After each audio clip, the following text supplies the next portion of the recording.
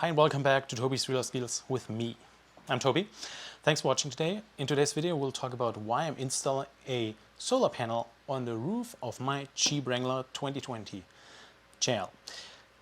And I think I have to give you this introduction, otherwise you won't think, why is he installing a solar panel on his roof? It's not an electric car. It's correct, and I would not do that. But, so everything started basically because I wanted to go camping, or actually my wife and I wanted to go camping, and we realized, well, actually, it's more play and fun. I realized having some power with you sometimes is pretty nice, you know, especially when you want to work from somewhere else or you want to charge stuff, depending on your needs and what you have. So my reason why I want to install a solar panel on the roof is because I want to go camping. I want to be able to have some power with me for different reasons. You can judge me, I'm sorry about that, but I like it. And I also like to have fun doing that stuff. First, I got this roof rack, installed it. Then I got this deflector because the roof rack made sounds. I was up here. And now I'm having, you know, trying different solutions basically. Taking a battery in the car, still being able to sleep inside of the car or maybe camping outside of the car. All those kind of things. And having a roof rack is so supportive and so easy to just mount this solar panel up there. And specifically with this roof rack, which I got, I love it. It's so simple in my opinion. It's not super hard, not super difficult, but I want to show you what I did to it and also give you a little step-by-step how I did it.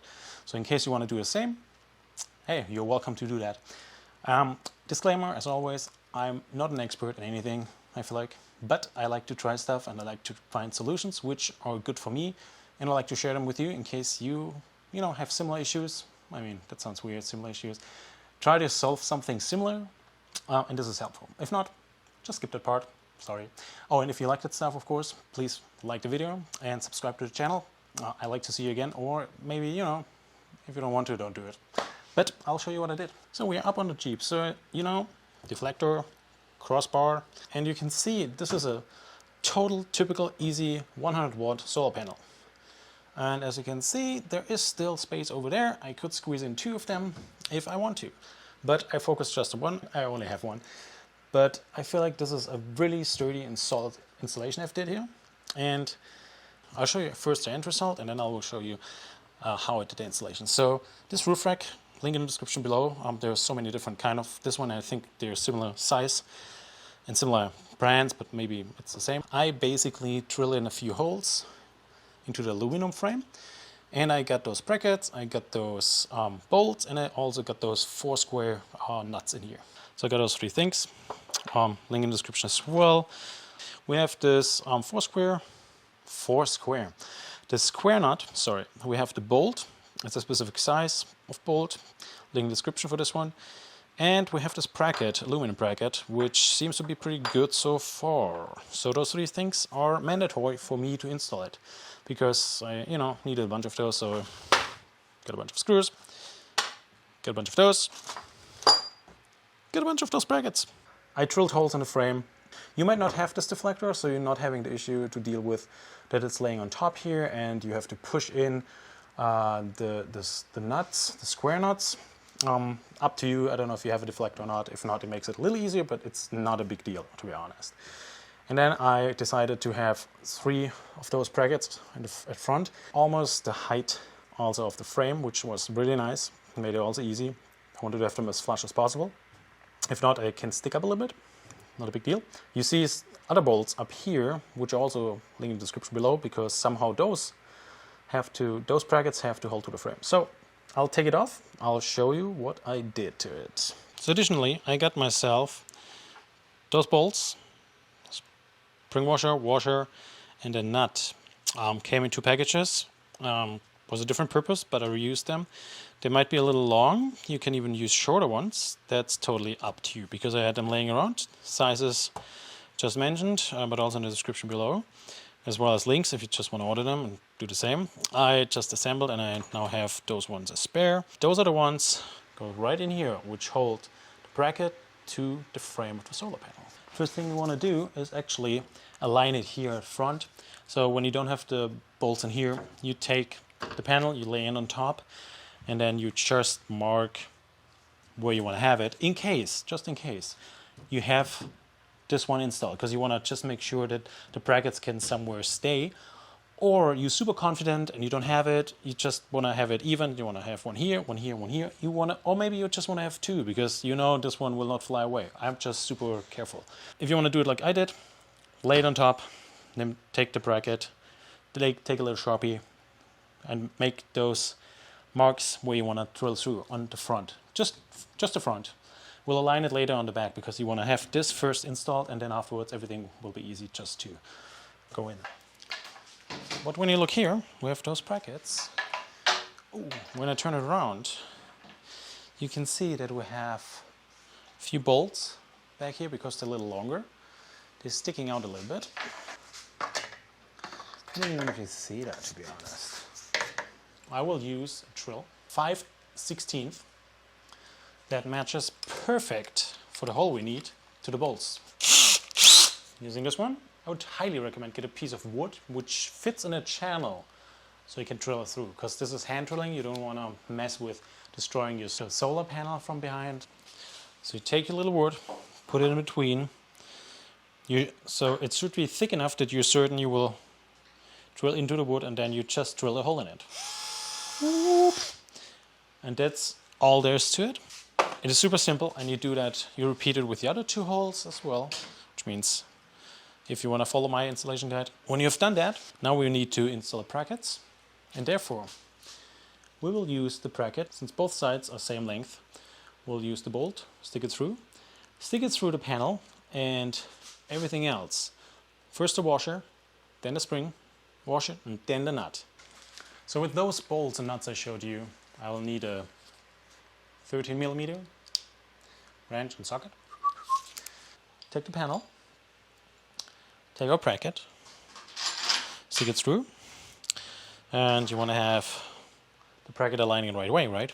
So now you take the normal washer, and below you will do the spring washer. So first you slide in the normal washer, and then a spring washer, and as the last thing, it's the nut. And then hand tighten it, just for, make it easy. And you can just hold on to it on the bottom and, and just spin the head here on top to make it maybe a little easier. And now you just want to hand tighten as much as you can. And don't forget to align the bracket the correct side, because otherwise you have to untighten it. So and when you have done that, now you take your socket and the wrench, and that means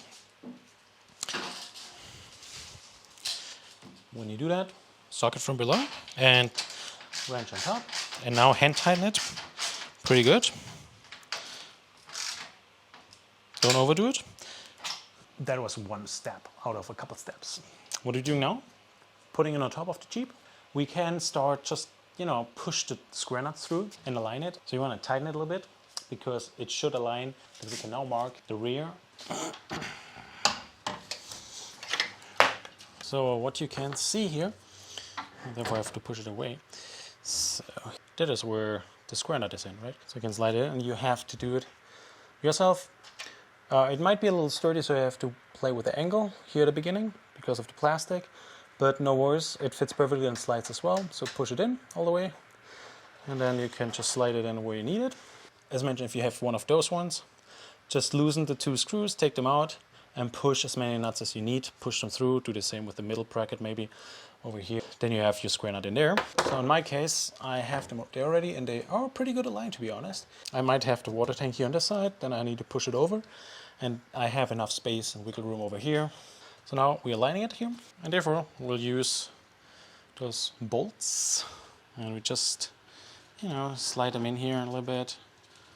Over here, for example, slide them in, make sure they are pretty much aligned with the bolt underneath. And then one-handed is pretty difficult, by the way. And then just tighten them down a little bit. And you'd use your I think it's a T30, for example. You can tighten if you want to. Not at the beginning, but that's how it works. I'll do the other two. All right. And sorry about the shaking camera, but if you need to push the square nut in a little bit, you can just use a little small flathead screwdriver and, just push it in. So what I've done, it is in. I'll try to tighten them a little bit more, and then we'll just go back.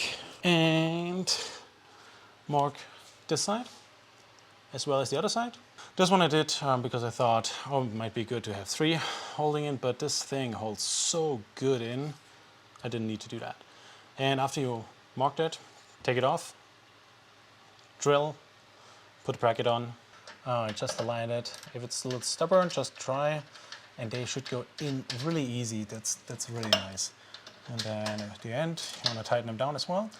I'm using this little one, a T30 socket, whatever it's called, for my little 1/4" ratchet here. Did I mention flex head? It's amazing. Now you know it. Do the same on the other side. That's the other side. I'll do the same here. Okay, just tightening up all the bolts. Same over here. Think about it. It's nice and tight. Big question. So we do have some wires, and those wires need to go somewhere. Since there's nothing up here in terms of battery, you have 2 options. One option is you want to drill through the roof. Ideally, you drill through the roof on the rear, because that's where everything is attached. The front panels you can still take off, at least in my case. Number 1, you could think about like one of those flush mounts or whatever, which you can seal up if in case you don't need it, so you stick this in. You could change from NC4 to Anderson connector in case you do not want to drill through, and that is my preferred solution because I still want to take them off. And I just don't want to drill through the Jeep so far. Sounds weird. I don't know, so I'm using the natural gap we have here, but be careful. If you expect a lot of rain and stuff like that, it might not be the best solution, because as soon as you stick something through, it's not sealing 100% in my opinion. What you need to do is just loosen this driver panel and pop it open a little bit, and then slide the wire through here. Ideally, you slide a little sideways. That means